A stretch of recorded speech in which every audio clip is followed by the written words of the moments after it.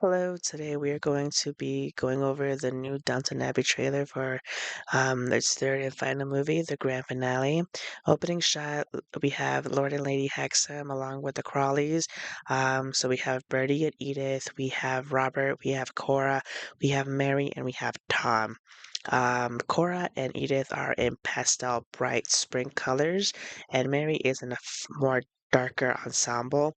I'm wondering if it's just the rank differences between the ladies because Cora is the countess.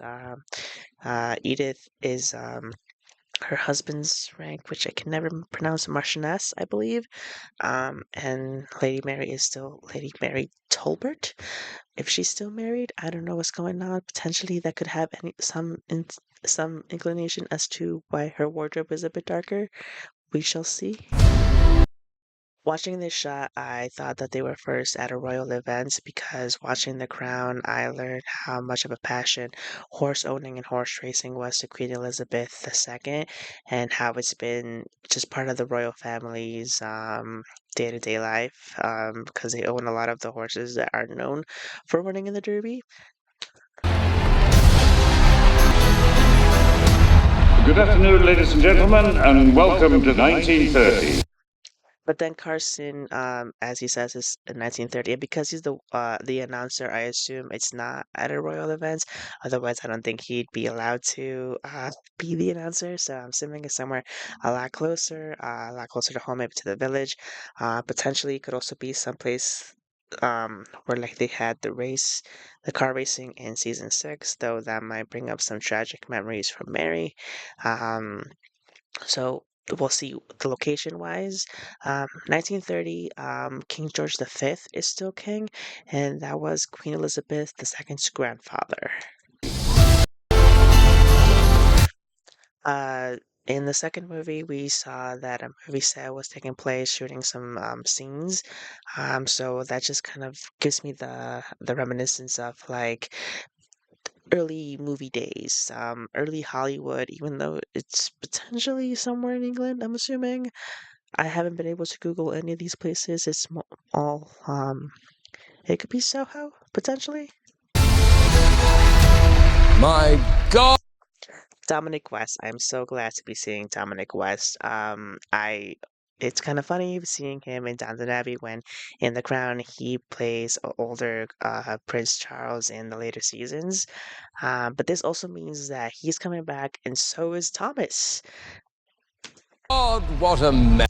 The way Thomas left with Dominic's character, um, you know, the uncertainty of how he will be brought back was always up in the air, considering that there's no more connection to the house anymore. So I'm glad that they're gonna be bringing him in somehow. Melody. Speaking about the fashions earlier, how much they dictated the lives of the women in upper classes. This is something that we would see in modern day red carpets, but this is potentially scandalous, especially for someone of Mary's rank. But, Mary isn't someone who shies away from scandal. A sensation. I feel like Gideon is saying that so genuinely, and it just goes to show how far they've come from the beginning of the series to now. Because, in the very beginning, they were very big enemies. All the glitz and glamour kind of makes me think that Mary does take up an actress role again, which is how they are able to bring Dominic West's character back and allow us to have Thomas back, which I'm very thankful for because Thomas was a huge, huge part of Downton Abbey.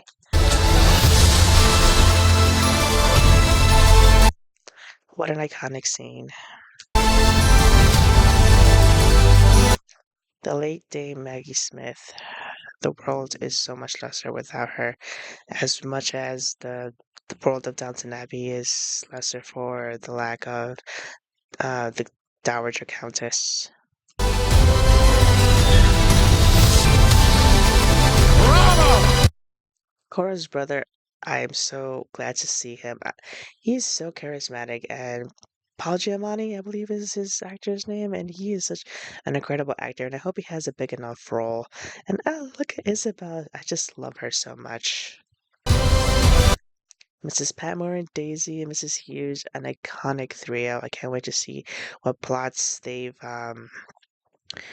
Mrs. Patmore and Daisy could potentially be married by now to Mr. Mason and Andy, respectively. With this being the final movie, my headcanon is that Anna and Bates are finally going to open up the hotel like they always plan to do in the series.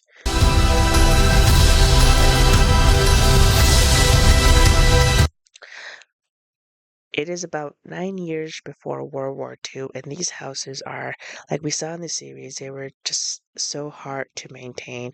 The family struggled to keep it afloat, to be able to keep paying the staff and the estate and everything. And these houses became institutions like a girls' school or hospitals. So we could see the family trying to find their own place beyond um, what they used to be, what they used to do.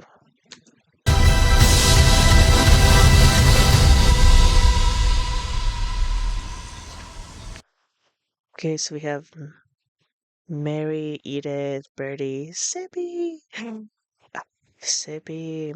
We have Tom, we have Dickie, we have Isabel, we have Cora, we have Baxter, we have Mrs. Hughes, Carson, we have Mr. Mosley and Mr. Mason. It is always so good to see such familiar and kind faces. I really can't wait to see them. Though, to me, it's a double-edged sword, getting more content for some of my favorite series, but also I am not always happy with what the movie does because they can't get actors to come back for full roles, and that affects the character so much.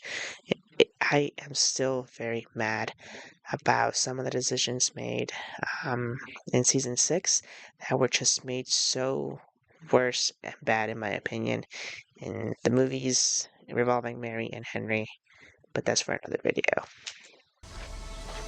Look at George. They're all so tall now. And Robert saying goodbye to like everything he's ever known. Downton Abbey is one of my favorite comfort shows, and I am so grateful for the movies, even if I have my gripes with them. So I am very eager to go and see this September 12th, I believe. So yeah, I am very eager to see all my favorite characters again and see how the story concludes. Thank you for watching.